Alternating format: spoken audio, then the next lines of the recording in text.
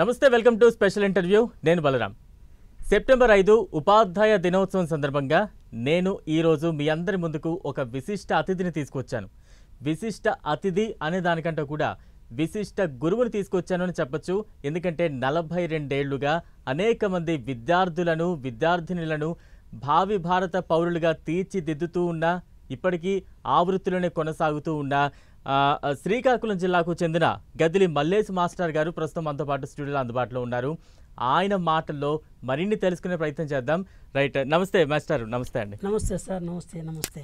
Right, మీరు ఈ రోజు ఇక్కడ రావడం చాలా ఆనందంగా ఉంది. ఉపాధ్యాయ దినోత్సవం రోజు మిమ్మల్ని ఇలా కలుసుకోవడం, మీతో ఇలా మాట్లాడడం అనేది చాలా హ్యాపీగా అనిపిస్తూ ఉంది. మొదటిగా ఉపాధ్యాయ దినోత్సవ ప్రాముఖ్యత గురించి నేటి తరానికి ఏం చెప్తారు మీ మాటల్లో? ఓకే సార్, మీ యాజమాన్యానికి హృదయపూర్వక ధన్యవాదాలు. 10 టీవీ యాజమాన్యానికి. ఉపాధ్యాయ దినోత్సవ సందర్భంగా సర్వేపల్లి రాధాకృష్ణ గారు చదువుకొని అంచెలంచెలుగా వెదిగి భారత ఉపరాష్ట్రపతి, రాష్ట్రపతిగా ఎన్నో పదవులను అలంకరించి దేశ ఉపాధ్యాయ జాతికే ఒక వన్నె తెచ్చిన మహానుభావుడిగా నేను చెప్తున్నాను. ఆ గురువు కోసం మొట్టమొదటిగా నేను ఒక పాటతో నేను ప్రారంభిస్తాను. అజ్ఞాన తిమిరమెల్ల బాయునతన చంతరా, సుజ్ఞానమిచ్చి నిన్ను విజ్ఞాని చేయురా, అతడే గురురా. భవదీయులు పూజనీయులు ఆత్మీయులు మన గురువర్యులు. భవదీయులు పూజనీయులు ఆత్మీయులు మా గురువర్యులు. విజ్ఞానము పెంచి విలువను నేర్పించి బంగారు భవితను అందింతురే. దివిలోన వెలసిన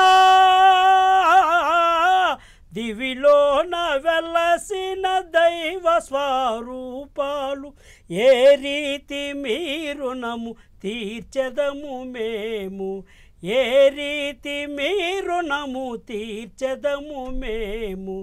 భవదీయులు పూజనీయులు ఆత్మీయులు మా గురువర్యులు. చదువే కదా మనిషికి విలువైన ఆభరణం, గురువే కదా దాని సాధనము. సరి అయిన లక్ష్యముతో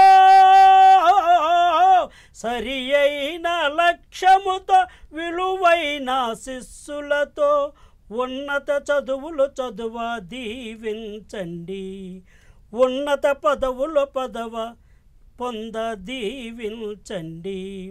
భవదీయులు పూజనీయులు ఆత్మీయులు మన గురువర్యులు. ఆనందము పరమానందము, ఆనందము మహదానందము మా మంచి గురువులకు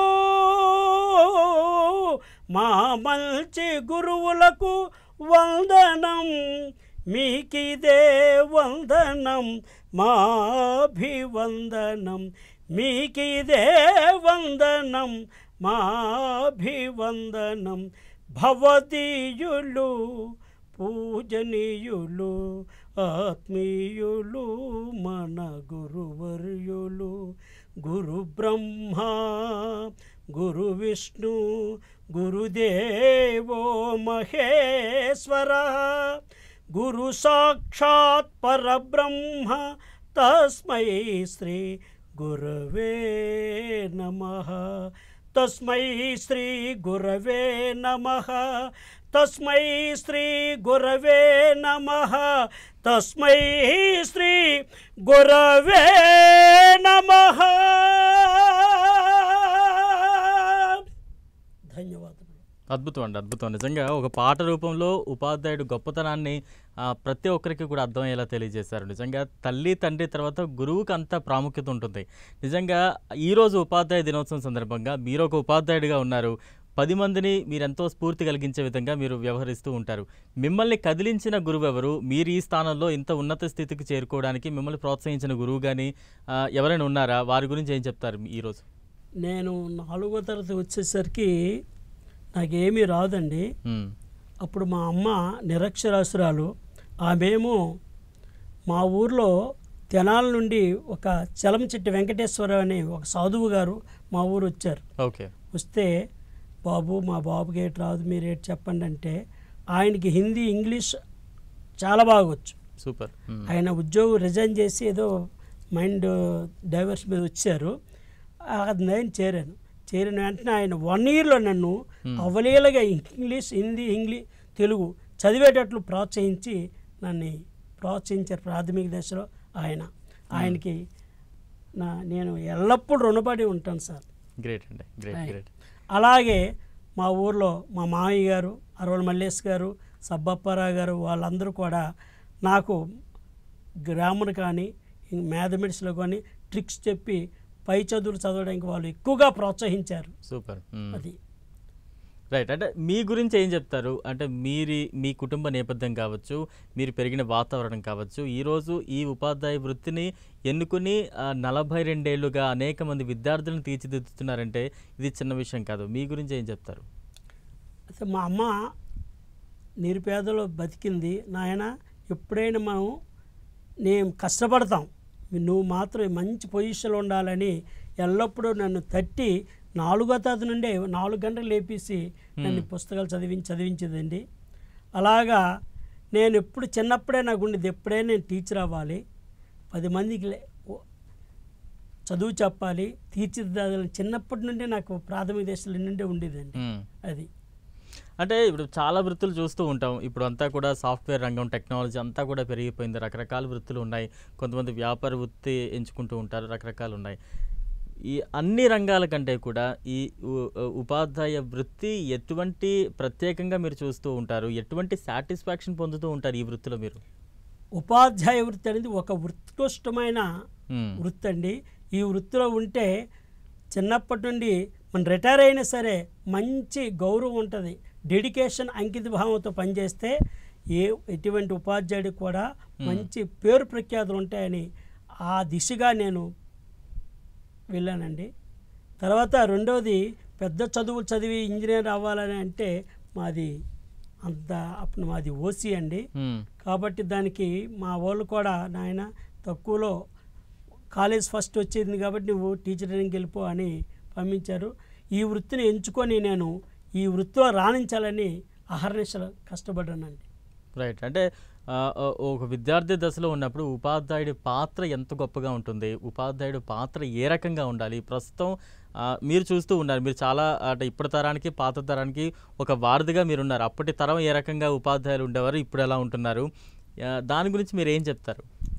అప్పుడు ఉపాధ్యాయులు డెడికేషన్ భావంతో ఉండేదండి. కానీ తల్లిదండ్రులు మాత్రం పిల్లల్ని పంపించేవాళ్ళు కాదు. కానీ టీచర్లు ఇంటికి వెళ్ళి తెచ్చి వాళ్ళు ఎలా విద్యాబుద్ధులు చెప్పడానికి పాఠశాల తెప్పించేవాళ్ళు. ఇప్పుడు తల్లిదండ్రులకి చైతన్యవంతులు అయ్యారు కాబట్టి ఇప్పుడు ఉపాధ్యాయుడు 4 అక్షరాలు చెప్పితే మోటివేషన్, చైతన్యం చేస్తే చాలు. కానీ అంతవరకు అప్పట్లాగే ఇంటింటికి వెళ్ళి పిలవలసిన అవసరం కూడా ఇప్పుడు లేదు. అయితే కాబట్టి ఇప్పుడు నేటి తరము తల్లిదండ్రులు అందరూ కూడా ప్రైవేట్ రంగానికి ఆకర్షితులై గవర్నమెంట్ పాఠశాలలోకి ఎక్కువ సెలవులు ఇస్తారని ఉద్దేశంతో అందరూ కూడా ప్రైవేట్ పాఠశాలకు ఆకర్షితులవుతున్నారు. కానీ గవర్నమెంట్ పాఠశాలలో మంచి వెల్ క్వాలిఫైడ్ టీచర్స్ ఉన్నారండి, డెడికేషన్తో చెప్పే ఉపాధ్యాయులు ఉన్నారు. వాళ్ళ సేవల్ని తల్లిదండ్రులు వినియోగించుకోలేకపోతున్నారని ఒక ఆవేదన మాత్రం ఉంది. దాన్ని మేము కోఆర్డినేట్ చేస్తూ పేరెంట్స్ మీటింగ్లో చెప్తూ వాళ్ళని ఉత్తేజపరిచి పాఠశాల వైపు ఆకర్షణీయతగా మేము చేస్తున్నాం. ఓకే. గురువు ప్రాముఖ్యత గురించి ఏం చెప్తారు మీ మాటల్లో? అంటే గురువు లేనిదే విద్య లేదంటారు కదా, దాని అర్థం ఎలా అర్థం చేసుకోవాలి? గురువు అన్నిటికీ మూలం. గురువే మూలమురా జనతకు, గురువే మూలమురా జగతికి. వేదాలెన్నో ఘోషించాయి, పురాణాలు ప్రవశించాయి, ధాత్రిని స్థిరముగా నిలిచాయి. గురువే మూలమురా జనతకు, గురువే మూలమురా జగతికి. గురువే సర్వ ఆధారాలకు మూలం ఆయనే. కాబట్టి గురువు యొక్క అంటే గురువులో కూడా మంచి లక్షణాలు ఉండాలి. డెడికేషన్. వాళ్ళ పిల్లల్ని మన పిల్లల కంటే ఎక్కువగా చూసుకుంటే డెఫినెట్గా పాఠశాలలు గురువు పట్ల ఆకర్షితులు అవుతారండి తల్లిదండ్రులు. మనలో డెడికేషన్ లేనప్పుడు ఎవరు కూడా అవ్వరండి. కాబట్టి డెడికేషన్ అనే భావం ఉండాలి. తర్వాత కోఆర్డినేషన్, తల్లిదండ్రులకి ఉపాధ్యాయుల కోఆర్డినేషన్ ఎక్కువ ఉంటూ వాళ్ళ సమస్యలు మనం తీరుస్తూ ఉంటే మన పట్ల ఆకర్షితులు అయ్యి పాఠశాలకి విద్యార్థులు పంపిస్తారండి. అది అంటే విద్యార్థులకు ఉపాధ్యాయులకు మధ్య ఎటువంటి మంచి సత్సంబంధాలు ఉండాలంటారు? ఒక గురువు చెప్పేది విద్యార్థికి ఈజీగా అర్థం అవ్వాలంటే ఎటువంటి మెలకువలు ఉంటాయంటారు? అంటే ఎక్కువగా ఇప్పుడు నేను నా టీచింగ్లో చెప్తే 8 పీరియడ్లు కూడా చెప్పినా సరే పిల్లలు నా క్లాస్లో ఉంటారు. ఎందుకంటే ఆట పాట మాట. సపోజ్ మ్యాథమెటిక్స్ అనుకోండి, సంఖ్యామానం చెప్పరు. సంఖ్యామానం ఇది సంఖ్యామానం, స్థాన విలువలను తెలిపే సంఖ్యామానం. 1 10 100 వేలు 10,000 లక్షలు, లక్షలు 10 లక్షలు కోట్లు. ఇదేరా మన హిందూ సంఖ్యామానం. సంఖ్యామానం ఇది సంఖ్యామానం, స్థాన విలువలను తెలిపే సంఖ్యామానం. 1 10 100 వేలు 10,000 100,000 మిలియను 10 మిలియన్ 100 మిలియన్లు. అదేరా ఆయాంగ్ల సంఖ్యామానం. సంఖ్యామానం ఇది సంఖ్యామానం, స్థాన విలువలను తెలిపే సంఖ్యామానం. ప్రాథమిక దశలో సంఖ్యామానం గురించి చెప్పి ఇలా చెప్తే వాళ్ళతో డ్యాన్సులు వేస్తుంటే పిల్లలు ఎప్పుడు కూడా మా క్లాస్కి ఎప్పుడు కూడా ఏ పీరియడ్లో చెప్పినా వస్తారండి. గ్రేట్. నిజంగా అంటే ఇప్పుడు మీరు చెప్తున్నారు కదా, అంటే మీ విద్యా విధానం పిల్లలకు అర్థమయ్యేలాగా, ఆకట్టుకునేలాగా మంచి పాటలతో చాలా అద్భుతంగా మీరు చెప్తూ ఉన్నారు. ఇటువంటి విద్యా వ్యవస్థ ఇప్పుడు కొనసాగుతుందా? ప్రైవేట్ పాఠశాలల్లో కావచ్చు, ఎక్కువగా నేటి తరం పేరెంట్స్ అందరూ కూడా ప్రైవేట్ విద్యా సంస్థల వైపు ఎక్కువగా ఆకర్షితులు అవుతూ ఉన్నారు. కానీ ఇటువంటి ఇప్పుడు మీరు చెప్తున్నట్టుగా పిల్లల్ని ఆకట్టుకునే విధంగా అక్కడ ఉంటుందా అసలు ఆ టీచింగ్? మీ దగ్గర ఇంత అద్భుతంగా ఎలా ఉంది, ఎలా సాధ్యం అవుతుంది? పాఠశాలలో చాలా స్కూల్లో ఉన్నాయండి సార్, చాలా పాఠశాలలు ఉన్నాయి. నేను ఇప్పుడు స్లో లెర్నర్స్కి ప్రతిరోజు సాయంత్రం 4 నుండి 4:45 గంటల వరకు 30 గంట తీసుకుంటాను. స్లో లెర్నర్స్ అంటే ఫోకస్ లెర్నర్స్. వాళ్ళకి స్పెషల్ క్లాస్ చెప్తుంటూ ఒక పద్యాన్ని చెప్పేసి కొన్ని పదాలు ఇచ్చి వాళ్ళు ఏ సబ్జెక్టులో స్లోగా ఉన్నారో వాటిని తీర్చిదిద్దడానికి మేము హార్నెస్లో కష్టపడుతుంటాం. అంటే మళ్ళీ టైం అయిపోయినా కూడా స్పెషల్ క్లాస్గా మళ్ళీ వాళ్ళని గుర్తించి ఇంకా తర్ఫీదు చేస్తూ ఉంటారు వాళ్ళని. మేమే కాదు, ఇది ఎక్కువ నేను తీసుకుంటాను. వారానికి 4-3 క్లాసులు నేను తీసుకుంటాను. మా టీచర్స్ అందరూ కూడా వారానికి 2 టీచర్స్ ప్రతి రోజుకి 4 నుండి 4:45 వరకు ఫోకస్ లెర్నర్స్ క్లాస్ అని, అంటే స్లో లెర్నర్స్ క్లాస్కి మేము చేస్తుంటాం. ఓకే. ఇప్పుడు నేను మొత్తం ఎక్కడ పని చేసినా నేను చేస్తాను. మేమే కాదు, మా పాఠశాల చాలామంది చేస్తున్నారు. నేను ఒక్కనే కాదు, చాలామంది చేస్తున్నారండి. ఓకే. అంటే మీరు శ్రీకాకుళం జిల్లా నుంచి వచ్చారు, అక్కడే పుట్టి పెరిగారు, అక్కడే చదువుకున్నారు, అక్కడే ఇప్పుడు వృత్తిలో కొనసాగుతున్నారు ఉపాధ్యాయుడిగా. కొంత బ్యాక్వర్డ్ ఏరియా అని చెప్పవచ్చు శ్రీకాకుళం జిల్లాని. చాలా మంది తల్లిదండ్రులు చదువు కోసం పంపించడానికి కొంత అనాసక్తి చూపిస్తున్న గ్రామాలు కూడా ఇప్పటికీ అనేకం ఉంటాయి. అలాంటి ప్రాంతాల్లో అక్కడ తల్లిదండ్రులను ఏ రకంగా మీరు మోటివేట్ చేశారు? అక్కడ నుంచి విద్యార్థుల్ని కొంత విద్యావంతులుగా తయారు చేయడంలో ఎటువంటి పాత్ర పోషించారు మీరు? అంటే ఎక్కువగా సాధారణంగా నాది ఎలాగుందంటే, నా మీద కాన్ఫిడెన్స్ చిన్నప్పటి నుండి ఆయన ప్రతిదీ కూడా ఈయన 10th క్లాస్లో ఫస్ట్, ఇంటర్మీడియట్లో ఫస్ట్, ఇతను మంచి టీచరు అని మా ఏరియాలో గుర్తింపు ఉందండి. దాని ప్రకారం మన మీద అభిమానం, ఈయన బాగా చెప్తారు అని. తర్వాత 92లో 95లో అక్షరక్రాంతి వచ్చిందండి. అక్షరక్రాంతిలో మేము బోరవెల్లి గ్రామంలో 42 కేంద్రాలు నిరక్షరాస్యుల్ని అక్షరాస్యు వాలంటీర్ల ద్వారా మేము ప్రోత్సహించాం. నేను మాత్రం రాత్రి 7 నుండి 9 గంటల వరకు 3 కేంద్రాలు దత్తత తీసుకొని ఒక్కొక్క కేంద్రం ఒక గంట నేను మౌడి చేసేవాడిని. నేను ఓకే, గ్రేట్. నిరక్షరాస్యుల్ని అక్షరాస్యులుగా తీర్చిదిద్దడానికి మా పాత్ర ఎంతో ఉంది. మాకందరూ కూడా వాలంటీర్లు అందరూ కూడా సహకరించి మాకు చేశారండి. అది ఆ విధంగా ఈయన ఎక్కడున్నా సరే బాగా చెప్తారని ఆ ఏరియాలో మాకు కొద్దిగా మంచి పేరు ఉంది అంతే. Okay okay. అంటే చాలా వృత్తిలో సవాళ్ళు ఎదురవుతూ ఉంటుంటాయి. ఉపాధ్యాయ వృత్తిలో కూడా అలాంటి సవాళ్ళు ఏమైనా ఎదురవుతూ ఉంటాయా? ఎదురైన సందర్భాలు ఉన్నాయా మీకు? ఉన్నాయి. కానీ గ్రామస్తులు ఒకవేళ ఒక చిన్న ఎవరో టీచర్ కొట్టారనుకోండి, కొడితే సపోజ్ నేనే ఇలా కొట్టాను అనుకోండి, కొడితే వెంటనే మరొక మేస్టర్ చెప్పి నా మీద చెప్పేవాళ్ళు కదా, ఆ మేస్టర్ కొట్టరు, అతను మంచివాళ్ళు అని, లేదయ్యా నేనే పలానా ఎందుకు కొట్టానంటే ఈ విధంగా కొట్టాను అంతేగాని అంటే మేస్టర్ మీరు తెలియదండి అని అనేసేవాళ్ళండి. అంటే మన మీద నమ్మకం, ఈయన కొట్టరు, ఓన్లీ లాలించి పాలించేస్తారు అతను, ఆ విధంగా బోధన సాగిస్తారు. అయినా ఈయన ఎటువంటి పరిస్థితుల్లో కొట్టరు అని మన మీద నమ్మకం ఆ ఏరియాలో. ఓకే. అంటే ప్రస్తుతం మనం చూస్తూ ఉన్నాం, సినిమాల్లో చూపించే విధానం కావచ్చు, కొంత మారినది. ఉపాధ్యాయుడిని చూపించే విధానం, విద్యార్థులకి ఉపాధ్యాయుడికి మధ్యలో ఉండే ఆ అనుబంధాన్ని చూపిస్తున్న విధానం కొంత ఇబ్బందికరంగా ఉంది అనేది సందర్భం, ఆరోపణలు మనం పెద్ద ఎత్తున చూస్తూ ఉంటాం. అప్పటి మీ తరంలో ఉపాధ్యాయుడిని ఎలా మీరు గౌరవించుకునేవారు? ప్రస్తుత తరంలో ఉపాధ్యాయుడిని ఏ రకంగా చూస్తూ ఉన్నారు? ఆ పాత్ర ఏ రకంగా ఉంది? ఏం చెప్తారు? అంటే అప్పుడు ఉపాధ్యాయుడికి ప్రజల్లో మంచి అభిప్రాయం ఉండేది. ఇప్పుడు కేవలం జీతాల కోసం పనిచేస్తున్నారనే అభిప్రాయం ఉంది. ఉపాధ్యాయుల మీద బయట నెగిటివ్ కూడా ఉంది. కానీ ఎందుకు ఉందంటే కొంతమంది, మరి మేము చెప్పలేం, కానీ కొంతమంది ఓన్లీ టీచింగ్పై మక్కువ చూపకుండా ఇతర వ్యవహారాల్లో ఉంటున్నారని వాళ్ళ మీద ఆరోపణలు ఉన్నాయి.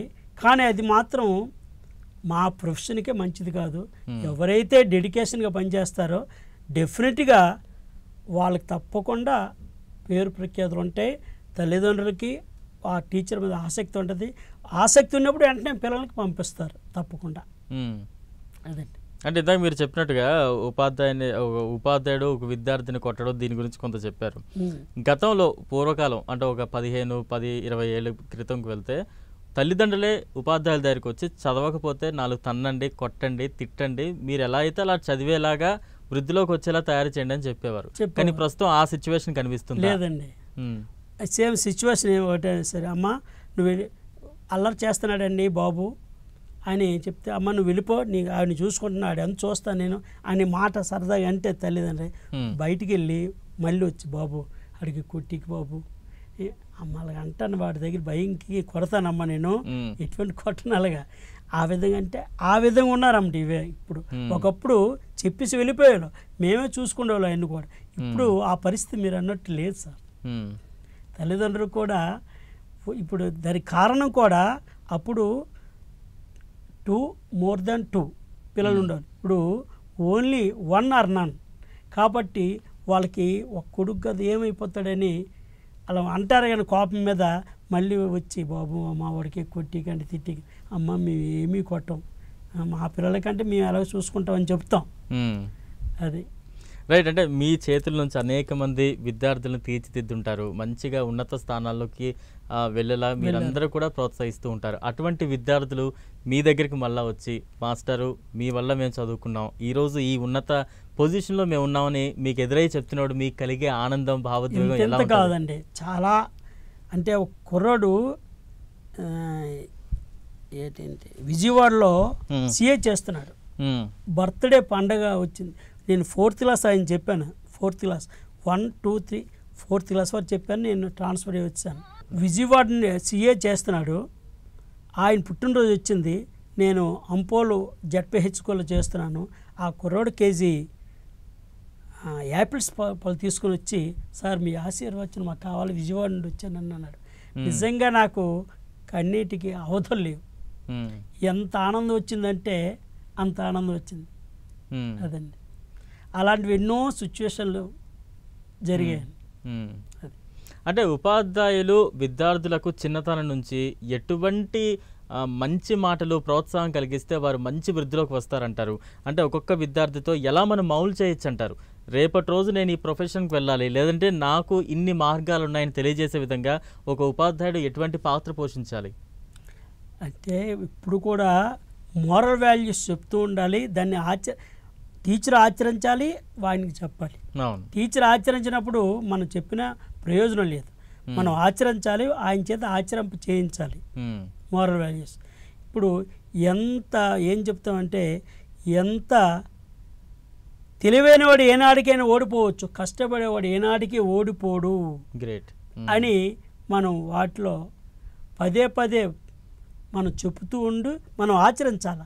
అలాగే ఆచరించినప్పుడు డెఫినెట్గా పిల్లవాడు కూడా డెఫినెట్గా ఆచరిస్తాడు. ఓకే. అంటే ఈ ఉపాధ్యాయ వృత్తిని ఎలా ఎంచుకున్నారు? ఎందుకు ఎంచుకున్నారు? ఏమైనా ఒక కారణం ఉందా? మిమ్మల్ని ఇన్ఫ్లుయెన్స్ చేసిన ఉపాధ్యాయులు ఎవరైనా ఉన్నారా? మాకు ఉన్నారండి. మాకు చిట్టి మంగరాజు మాస్టారు, మాకు బరాట్ నాగేశ్వరరావు గారు, మాకు ఉపాధ్యాయ వృత్తి వాళ్ళు చెప్పిన పాఠాలు ఇన్స్పైర్ అయ్యాము.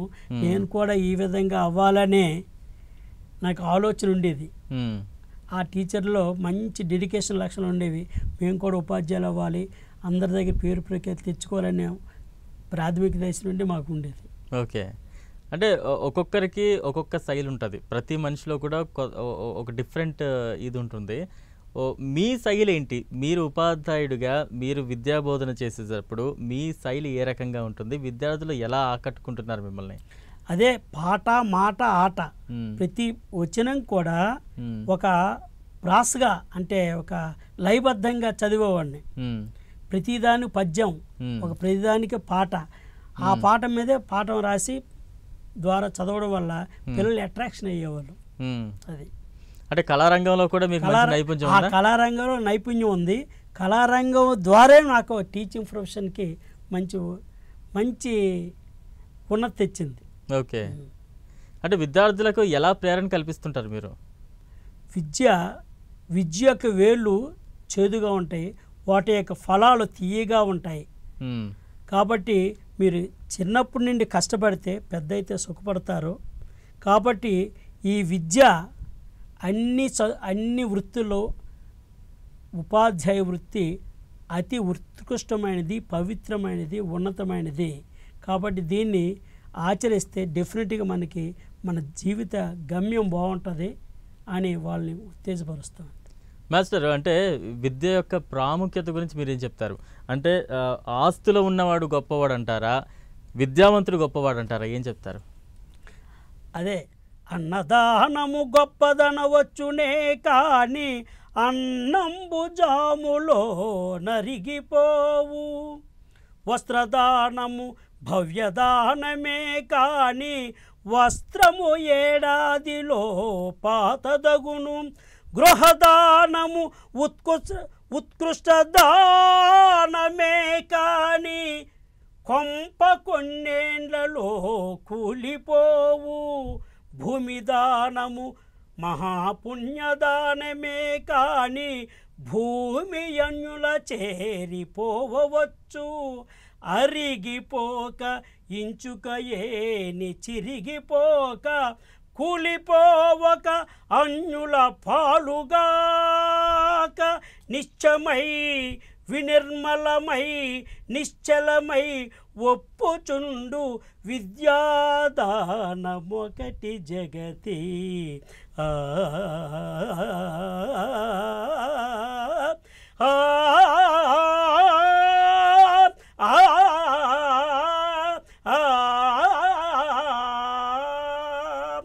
సకల దానములో కల్లా విద్యాదానం గొప్పది. కాబట్టి విద్య అన్ని వృత్తుల కంటే మంచిది. కాబట్టి దీన్ని ఎంచుకోండి అని ఆ విధంగా ప్రోత్సహిస్తుంటాను. రైట్. అంటే అప్పటి విద్యా విధానంలో ఇప్పుడు కొత్తగా కొనసాగుతున్న విద్యా విధానంలో ఎటువంటి మార్పులు మీరు గమనించారు? అప్పుడు విద్యకి ఉపాధ్యాయులదే పాత్ర. ఉపాధ్యాయులు ఏం చెప్తే అదే. ఇప్పుడు ప్రభుత్వం ఏది చెప్తే అదే మేము చెప్పాలి. అప్పుడు మేము ఒక ఎగ్జామినేషన్ పేపర్ మేమే తయారు చేసుకున్నాం, మేమే ఇచ్చేవాళ్ళం. ఇప్పుడు అది కాదు, ఈ ఈ వాళ్ళే తయారు చేస్తారు, వాళ్ళే ఇస్తారు. వాళ్ళ లిమిట్లో మేము పనిచేస్తాం. అప్పుడు మా లిమిట్స్లో మేము పనిచేస్తే మేమే చేసేవాళ్ళం. అప్పటికిప్పుడు తేడా అది.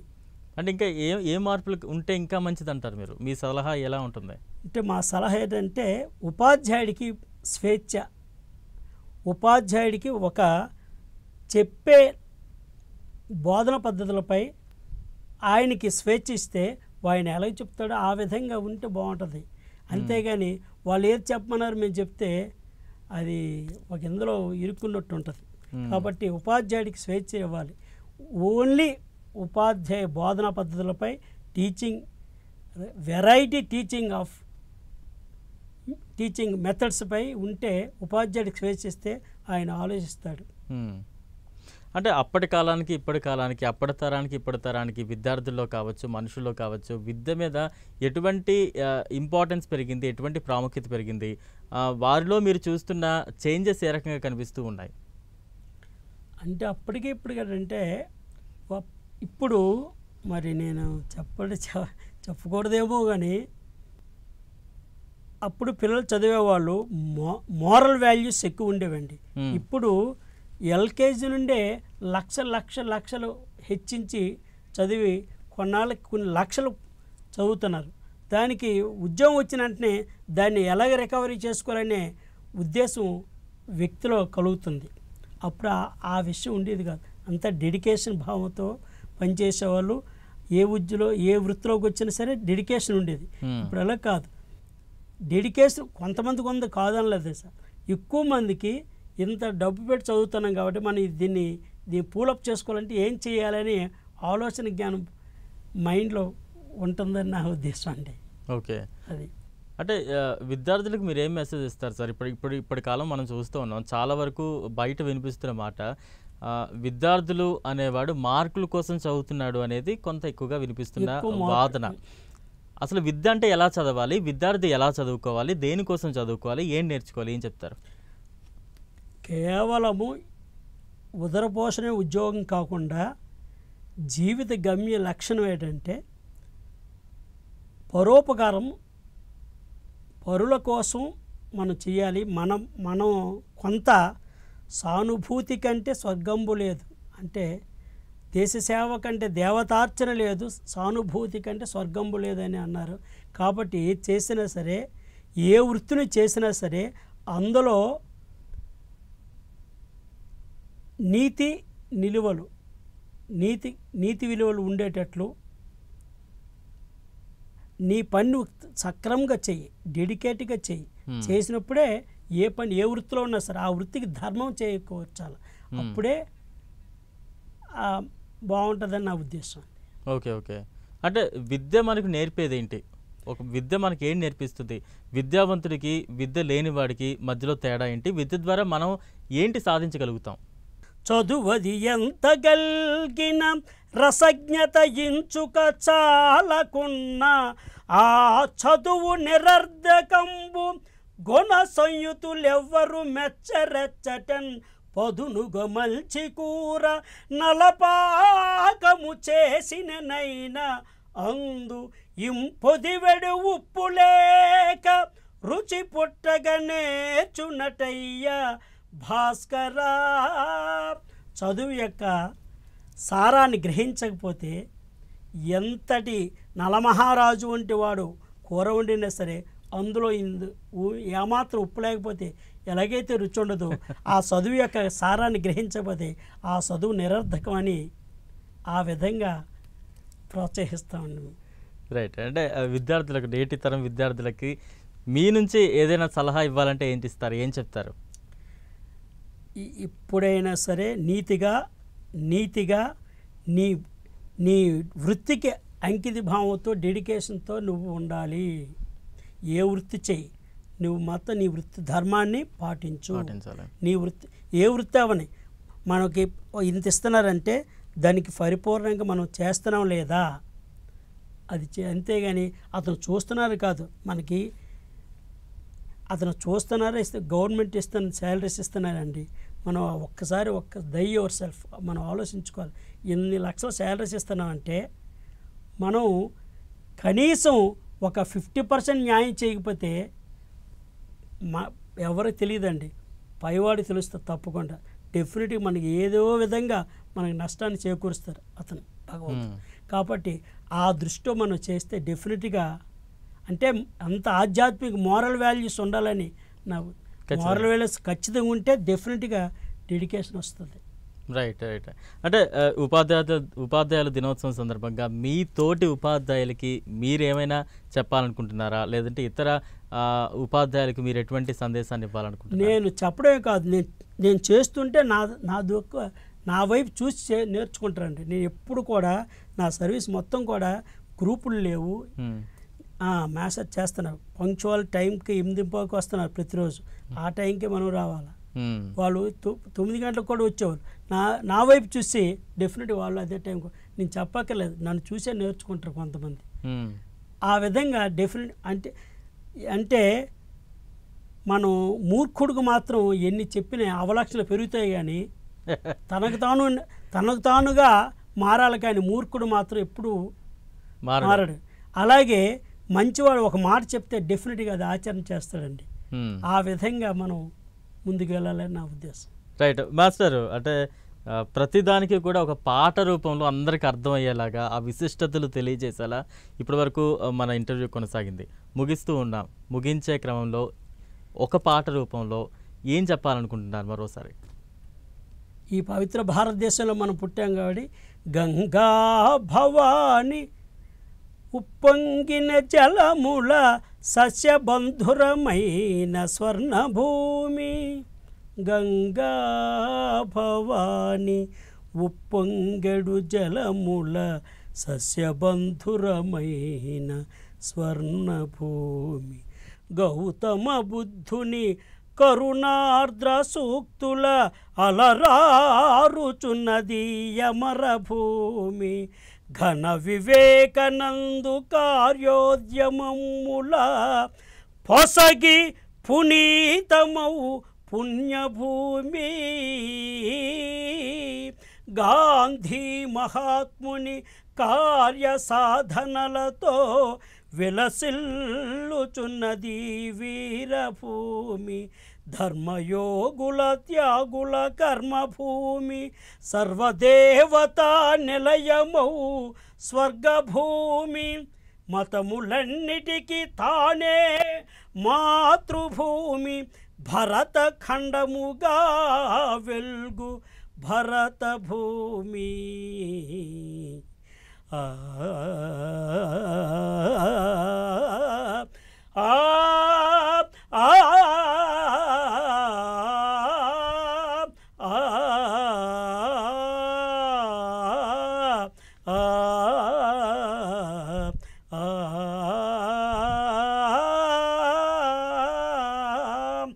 అటువంటి పవిత్ర పుణ్య భారతదేశంలో పుట్టి మనం అందరూ పవిత్రులు కావాలంటే మంచి దిశా నిర్దేశములు అనుసరిస్తూ భారత దేశానికి పేరు ప్రఖ్యాతి తేవాలంటే అందరూ కూడా అంకిత భావంతో పనిచేయాలని నా ఉద్దేశం సార్. రైట్. ధన్యవాదాలు మాస్టర్. ఎన్నో ఇంటర్వ్యూలు చేస్తూ ఉంటాం. కొన్ని ఇంటర్వ్యూలు చాలా ఒక తృప్తిని అందిస్తూ ఉంటాయి.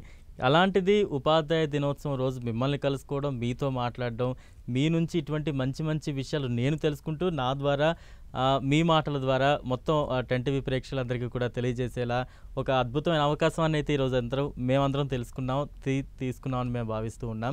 10TV తరపున కూడా మీకు మరోసారి ఉపాధ్యాయ దినోత్సవ శుభాకాంక్షలు master. Thank you sir. Thank you మాకు ఈ అవకాశం ఇచ్చి మీ 10TV ప్రాంగణంలోకి వచ్చినందుకు మీకు హృదయపూర్వక ధన్యవాదాలు తెలియజేసుకుంటూ. రైట్. Thank you master. చూసారు కదా, ఇది ఇవాల్టి స్పెషల్ ఇంటర్వ్యూ. చూస్తూనే ఉండండి 10TV.